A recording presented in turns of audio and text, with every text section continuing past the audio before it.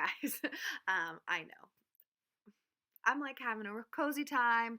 Jake opened a bunch of windows and it's winter and I'm cold and I'm sorry the light is coming from here. I still have not figured out how to set up. My cousin, he's so sweet.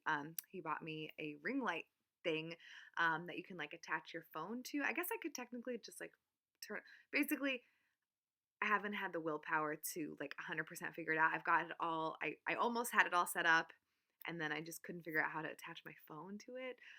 So hopefully the next video or next filming that I do will be not like this. But I did just really fast want to do my December wrap up. Maybe I will talk about the movies that I watched too. And I'm going to go kind of fast. This is, again, basically a book haul. I read 4 books in the month of December. And I will say also, just really fast, I uh, did not really keep up on my bullet journal in the month of December. I have a really bad habit of forward thinking. So I spend like 70% of my life in the future, in thinking of the future, and only 30% basically in present day, which is better than living in the past. I do not live in the past at all. Once something has happened, it is done and gone, and I don't tend to like ruminate or worry or think like what could have happened if I had done this or what if I had done that. So I pride myself in that. I think it's good that I don't have that quality because I think it's kind of toxic and it's not good for you if you are always wondering like what you could have done or how you could have done something else. I'm grateful for that, but it's sick because I don't enjoy the things. So like my favorite part of going on vacation is planning the vacation. Once I start the vacation, all I can think of is that my vacation is almost over. And I know I sound like I'm a crazy person, and that's fine. I understand. We all have our own little things, whatever. So I will just really fast talk about the 4 books that I finished in the month of December. 2 books and 2 poetry collections that are super teeny. And then I will go over the books that most of these I think I was gifted, thankfully. There's a lot of books. Jake treated me too well. Too well. The first thing that I finished in the month of December was my indie press project book for November, and so I did a review of this. I'm pretty sure I did a review of this. But this is Inappropriate Behavior by Murray Farish, and I enjoy this. I thought it was just fine and great. Very definitely a very distinctive voice. I would recommend. I don't know. I wouldn't recommend this to everyone, but I would personally. I would read something else by this same author. So I am happy about that. And then I read the second and third poetry collections from Jessica Salgado. Tesoro and Hermosa. And so I think I vlogged most of the time while I was reading these. My favorite was the second one, and now I don't know which one that was. That's what happens when you have like very similar. I think it's this one because this one's 2018. This one's 2019. Yeah. So this. Yeah, I'm pretty sure this is the one. It's difficult, because they go so quick, and they look very, very similar. And I wish I could remember because there are some poems in here that I like really, really, really loved. Oof, oof, oof, oof, oof. Yeah, I'm just gonna read you guys this poem. Well, I'll read it out in a second. Yeah. Oh God, so good.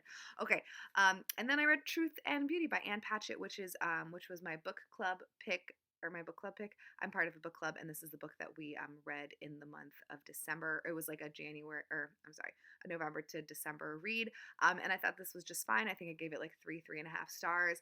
It is like a memoir-y nonfiction type situation where Ann Patchett's recounting her time with her friend Lucy.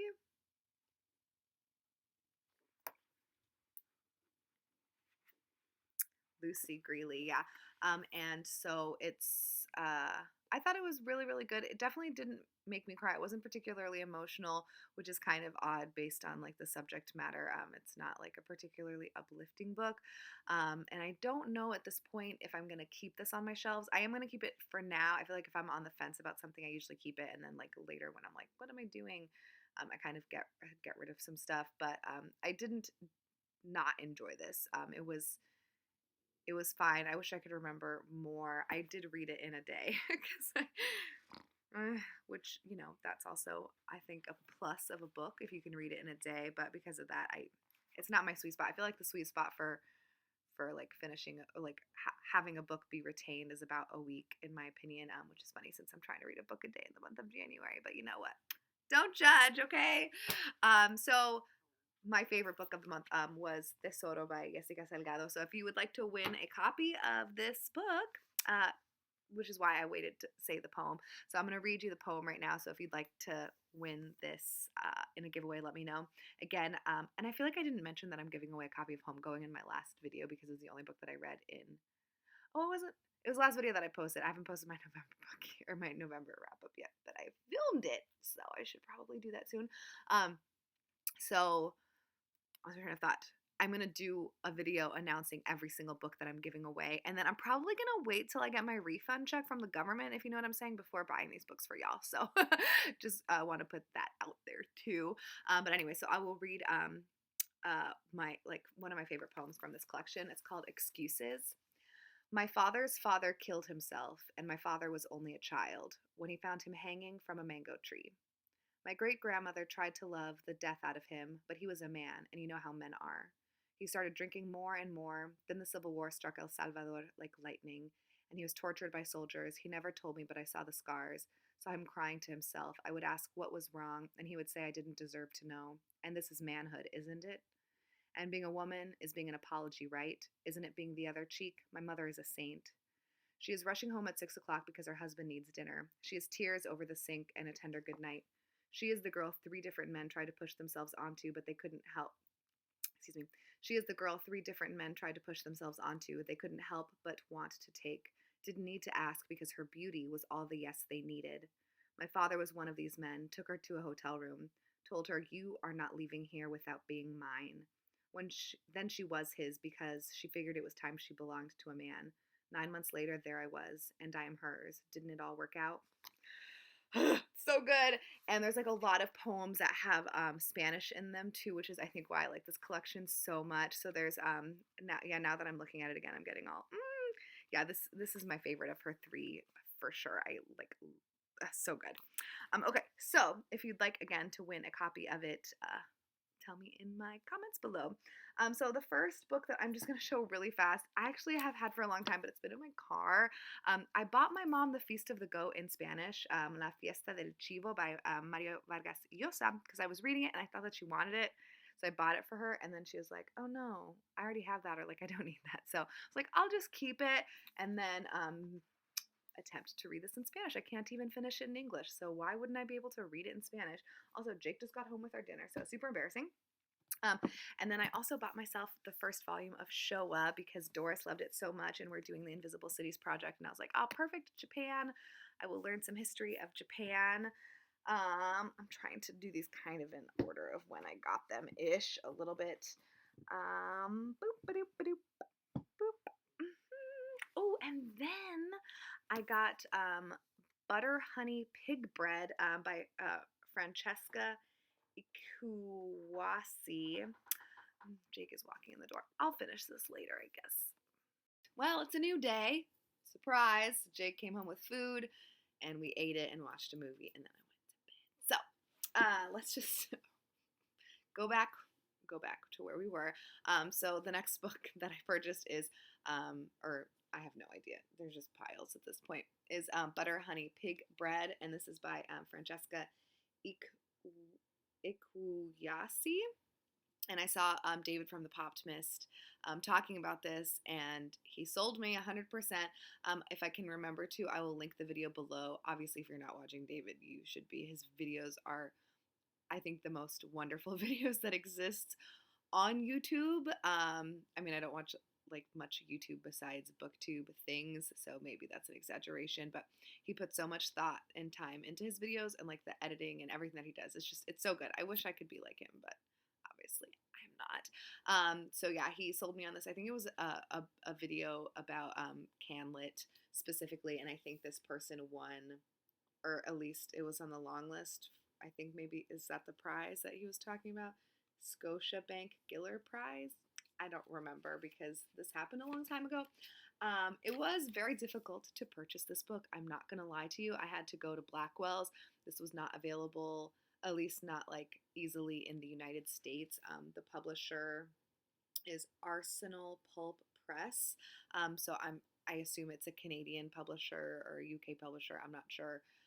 Definitely not US though. And yeah, I mean it must be Canadian because the amount on the back at first is Canada and then it's US. But it's kind of disappointing that it was so hard to find like easily in this country. But maybe that's changed by now. Who knows? And then I bought a bunch of books because Not a Cult had like a 50% off sale. So I was like, let's just buy a bunch of books. I don't know if I can find all of them right now. Ooh, here's a few more. All right, so I don't really know much about these. I usually just like go based on cover when I'm going to these publishers and purchasing because of sweet, sweet deals. So the first one that I have here is The Blind Pig by Aziza Barnes. And it's an Afro-surrealist excavation of a genderqueer Black millennials' formal introduction to their ancestral point of Mecca and no return, the American South. That sounds so good. And they say the black is without the A and the C, so I don't know how you would pronounce that other than black, BLK. So yeah, great. You know, this is why cover buys are real. It's a real thing. Then I purchased Philosophy, Pussycats, and Porn by Stoya, and I think this is another like essay type situation. And it says, okay, it's a series of essays, blog posts, and stories surveying more than a decade of poignant journalistic accounts from internationally recognized writer, actor, and pornographer Stoya. I have no idea who that is, I'll be honest with you. I mostly bought it because, again, look at that cover. And it says it provides crucial examinations of systemic biases towards sex workers and how sexuality is reflected in society. So I'm really excited about that too. That also sounds so good. And then, that's different. I got Zigzags by Kamala Puligandla. And I have no idea what this is about, but this is more of like a fiction situation. Is it the epigraph? Is that like the little thing where people write at the beginning? The epigraph of this book says, "To all the dykes who have loved me." So, there's that. I assume this is some kind of queer thing then. I have literally no idea. I don't know. I'm sorry, guys. I should pay more attention. There's more Not a Cult books in here, but I can't find them right now. So let's just move on. This is the book that I got from the Finney by Post, The Ice Palace by Tarjay Bessaz. You know what? I think the Not a Cult, now that I'm recollecting, is I went to purchase these books. That's it. I was like, I'm pretty sure I bought like way more things from them. Not way more, but more. And I think that these are Not a Cult, but there's no publisher written in here.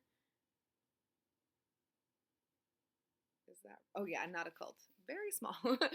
So that makes me feel a little bit less crazy. Anyways, The Ice Palace by Tarjay Bessaz, and this is a Peter Owen Cased Classics, which is a publisher that I think is a UK publisher or imprint. Yeah, I don't really know anything about this, but it's translated from the Norwegian by Elizabeth Rokan. So yes, it's a nice, cute little hardcover. And then, and I just mentioned this book also in my indie press project video, but this is Igifu by Scholastique Mukasonga, and this is translated from the French by Jordan Stump, and this is an archipelago book. And man, I'm so pleased with all of my indie presses in this haul. And this is from the Literati subscription that I do. And again, they do like a cute little letter, and I will link as many things below as I can if I can remember. My brain is not super great. And then I don't know where this book came from. but it's in my house. So, Stranger in the Pen by Mohammed Assem. I don't know where this came from, but I am holding it in my hands. It's not from a subscription service. That's not good. December was only a month ago. Maybe I. No, I can't tell you. We'll find out together eventually. Yay! Yeah, it's Perfect Day Publishing. So it's not a cult. I didn't get it in that group, but it's yeah, it looks intense based on the back cover. And then these next two I did purchase for the Indie Press Project, and I just talked about them, The Disaster Tourist and the Book of Anna. The Disaster Tourist is by Yun Ko Eun and translated from Korean by Lizzie Bueller. And Book of Anna is by Carmen Bulosa. I really need to look up how to pronounce it because it's the third time I've held this book up in like a very short period of time. This is translated by Samantha Schnee, and I believe this is a Mexican author. And then I got my Ziziva, which is a lit journal, and this is like a really, really meaty, chunky one, and it says the LA issue, so it's a beautiful, beautiful cover. And then I bought some stuff for myself from my local bookstore. I went in to like pick up the books that I bought for other people for Christmas, and then I was like, you know what? It's Christmas. I need to support my. I'm not in Seattle, but I'm all about supporting the local shops. So I purchased for myself Just Us by Claudia Rankine, which I'm actually reading right now, so I don't have that in my hands. And then I Want to Be Where the Normal People Are by Rachel Bloom, which is her memoir, and I'm so excited. Like, look at this cover. It's so good. I love Crazy Ex-Girlfriend so much. That show is so great, and she always posts, we're roughly the same age. I think she might be like a year older than me, but it's really fun to look at. She posts on Instagram videos of her like singing and stuff in high school, and it like just brings me back because the quality, the outfits, the everything, and it just, I love it so much. I feel a lot of connection to this human. I really, really like her. And then I got myself the illustrated edition of Love in the Time of Cholera by Gabriel Garcia Marquez, translated by, the illustrator's on the front, not the translator. That makes sense. Translated by Edith Grossman. Oh, okay. I feel like that's a common translator maybe for his works. I have this book, but I have it in Spanish, and like, I'm ambitious, but I should probably not be that ambitious. English first and then Spanish second for a reread. But it's got some beautiful illustrations. The all the illustrations are like full page, and you can see kind of when they pop up. So they're really, really nice, and I'm very excited to have this in English so I can read it.